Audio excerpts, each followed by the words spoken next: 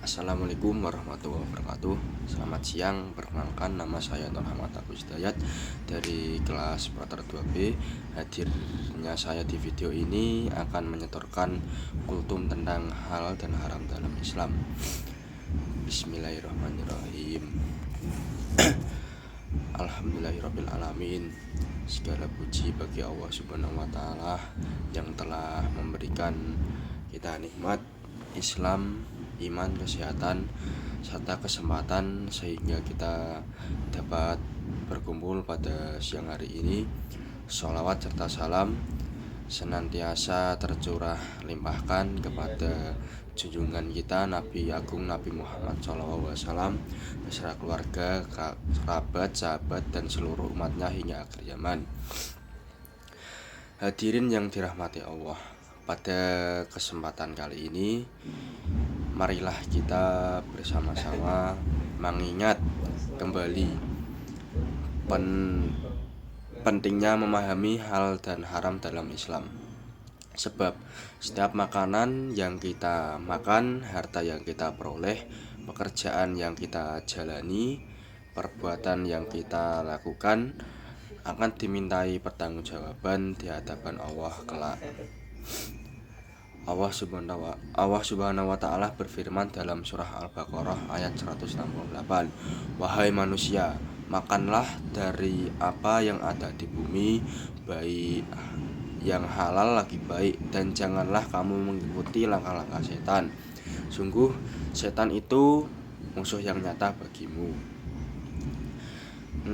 Ayat ini mengajarkan bahwa seseorang muslim tidak cukup hanya mencari sesuatu yang enak atau menguntungkan, tapi juga harus memastikan bahwa apa yang dikonsumsi diperoleh yang halal serta thayyib, yaitu baik, bersih, dan bermanfaat. Jamaah yang dimuliakan Allah, halal adalah segala sesuatu yang diizinkan oleh Allah Subhanahu wa Ta'ala untuk dilakukan, digunakan, atau dikonsumsi. Sedangkan haram segala sesuatu yang dilarang oleh Allah Subhanahu wa Ta'ala dan apabila dilakukan dengan sengaja akan mendatangkan dosa. Contoh halal antara lain adalah makanan yang disembelih sesuai syariat, bekerja dengan jujur, berdagang tanpa menipu, serta mencari nafkah usaha yang baik.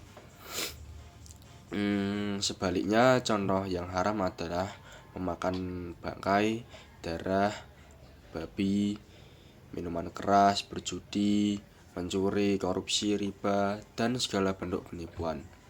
Rasulullah SAW bersabda, "Sesungguhnya yang halal itu jelas dan yang haram itu jelas.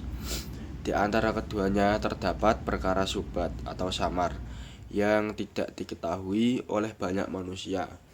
Barang siapa menjaga diri dari perkara syubhat, maka ia telah menjaga agama dan kehormatan." Hadis riwayat Bukhari dan Muslim. Hadis ini mengajarkan kita agar berhati-hati, jangan sampai kita meremehkan sesuatu yang belum jelas hukumnya. Lebih baik meninggalkan perkara yang meragukan dan tidak jelas daripada terjerumus ke dalam yang haram. Hadirin yang berbahagia, di zaman sekarang tantangan menjaga kehalalan semakin besar. Banyak makanan, minuman, kosmetik, bahkan transaksi keuangan yang belum tentu halal.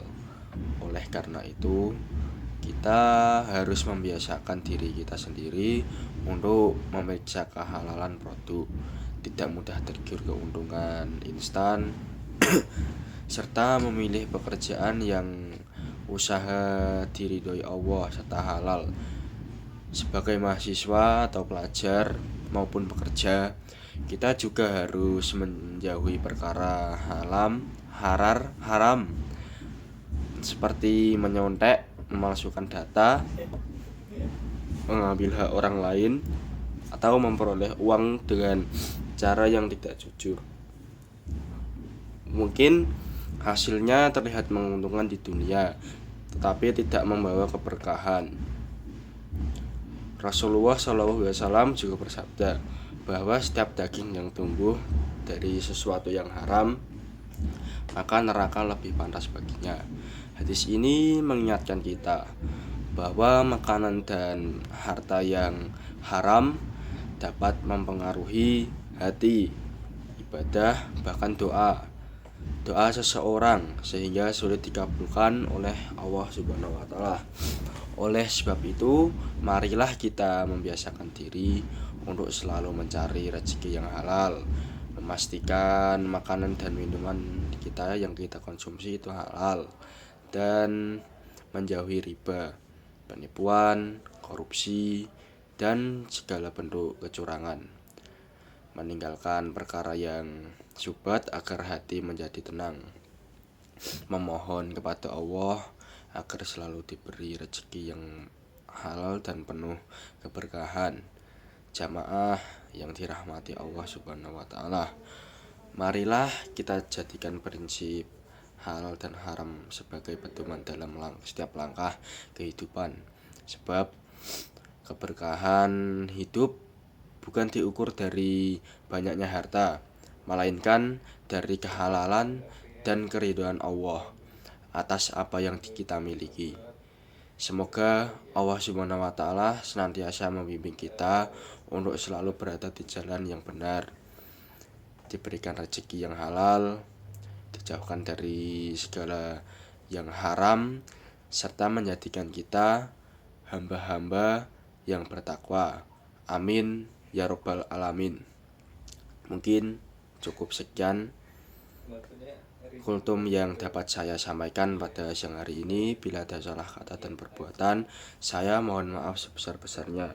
Wabillahi taufik wal hidayah. Wassalamualaikum warahmatullahi wabarakatuh. Terima kasih.